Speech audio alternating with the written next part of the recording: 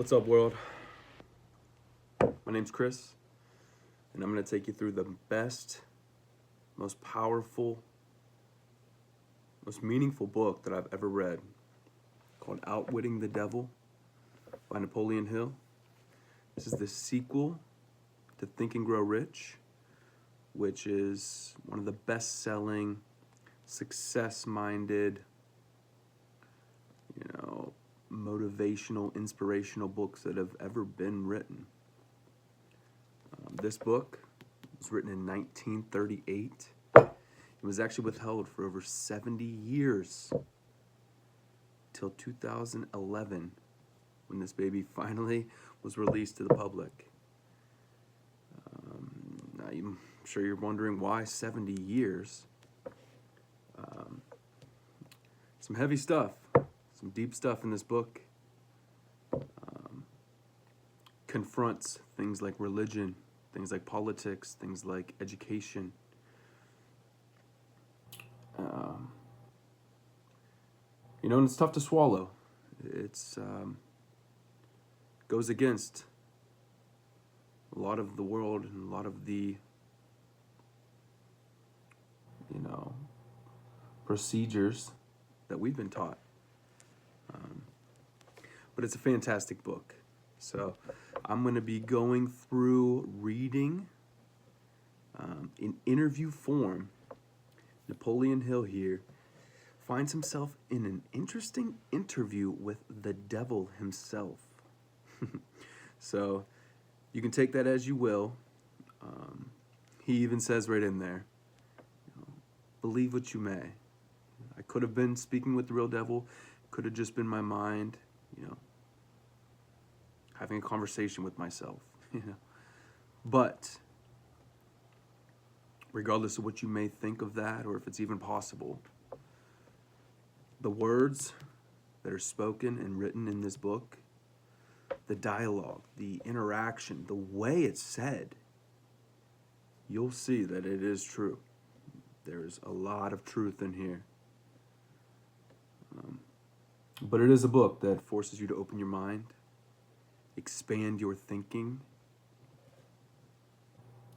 And like I said, best book I ever read. I read this probably, 2012-ish. So at least a dozen years ago. And to this day, it's still the best thing I've ever read, the most impactful. Think and Grow Rich was great. It gave you the steps. It gives you basically lays out what you got to do, a surefire way to find success.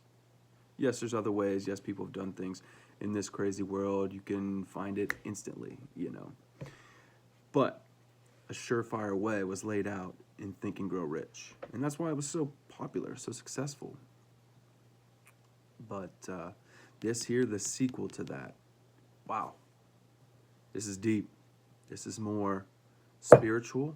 This is more,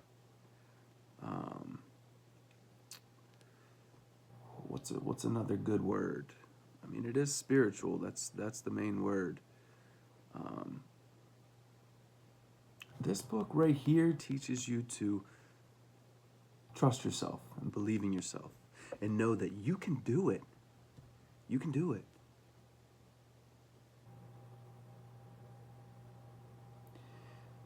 This is a great one. So this is just a little intro.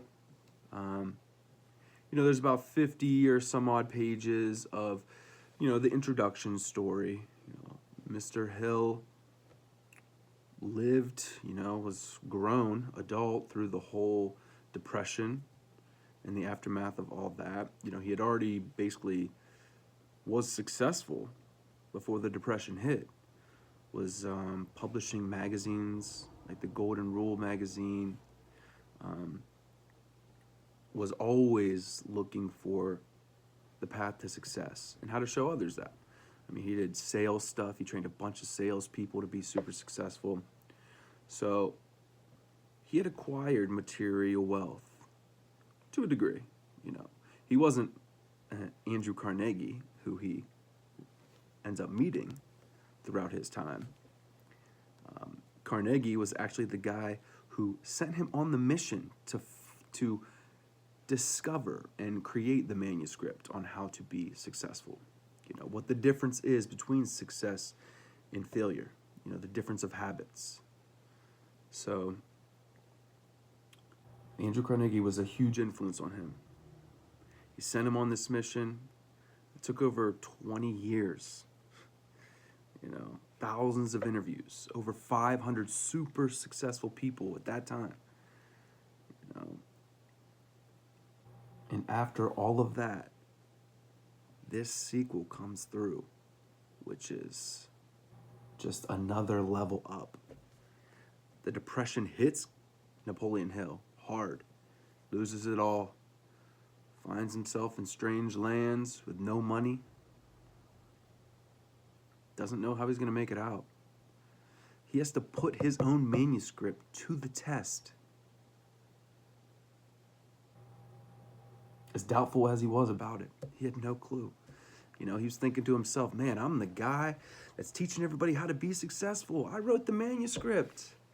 And here I am, broke as hell, just like everybody else right now. And I'm sad, and I'm depressed. My family's hurting, and they need me, and I don't know what to do. But he regained control of his own mind, his own emotions. And he forced the devil to give it all up, to tell him how he was doing it, you know. So again, whether you believe it or not, what you're going to hear is powerful. And when you look around in the world, you're going to see that it's true. You're going to realize these things. You've seen them in your own life. I've seen them in my life. That's why I'm such a believer. It's amazing. It really is. So I hope you enjoyed this book as much as I have. Again, there's an intro. I'm going to spare you that.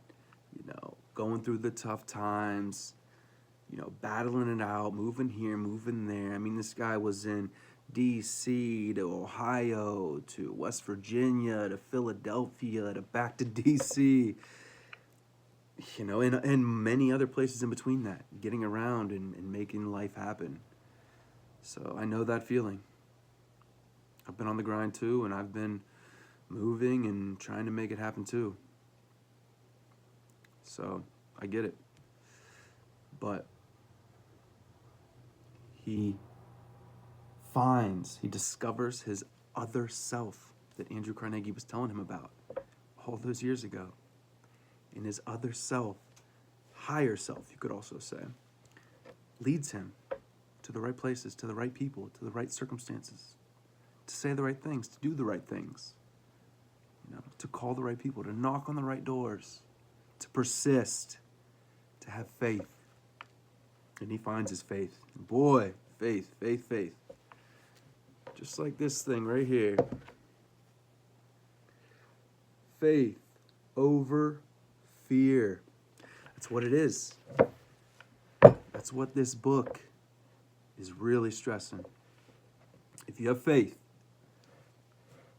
if you persistently apply your plan, it doesn't have to be 1,000%. You don't even have to know the exact direction.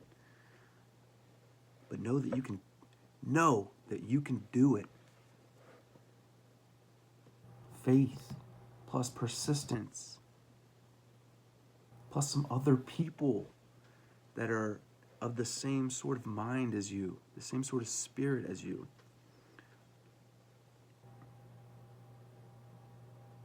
I mean, a great quote in here: a weak plan, persistently applied, often finds success. That's what it is. So,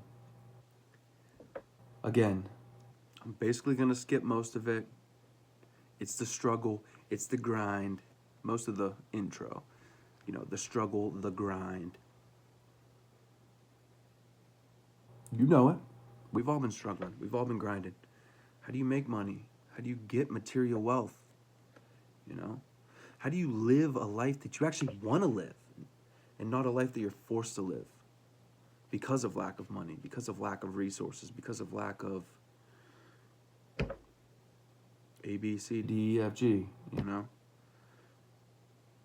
It's not easy, but it is simple, okay?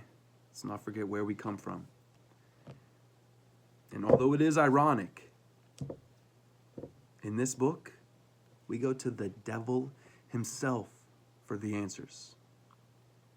As you'll find out, God's not into, or God, or whatever you deem is the higher good, you know, the all-powerful, you know, God, a simple term we've always known. God's not into begging. When you're praying and you're begging, that's not it. God's into certainty. Okay? The devil preys on beggars. The devil preys on uncertainty, confusion, which we see a lot of in the world. Confusion. Every time you turn on the television or you get on social media, you know, there's a million opinions. And who's to say? Who knows? But it's part of the confusion. It's the lack of clarity. You know, that's where this guy thrives. So, again, this is the intro. I hope you stick with me. I'm just going to take it chapter at a time, you know, about whatever, 15, 20, 25 pages at a time. Do a little back and forth, you know, reading as the questioner, reading as the answer, you know, Napoleon and the devil. And you're going to see, I'll do my best to, you know, be clear on the question and the answer. But you're going to hear how clever this mother is, you know. And it's going to ring true. So, I hope you hang in there. I'm going to run this through. And we're all going to grow. Okay? We are going to outwit the devil. All right? And we can do that. We are powerful enough. Believe it or not. We are. You are. You are powerful enough to outwit the devil. Trust it. All right, again, my name's Chris. I'm going to take you through this. All right, this is just the intro. If you made it this far, thank you so much. I'm new to this whole YouTube thing. Always thought about diving in. You know, again, it's the same struggle. I've been on it too. So here I am back again. Trying another path. Let's outwit the devil. And let's get this, all right? Thank you. I'll see you again soon.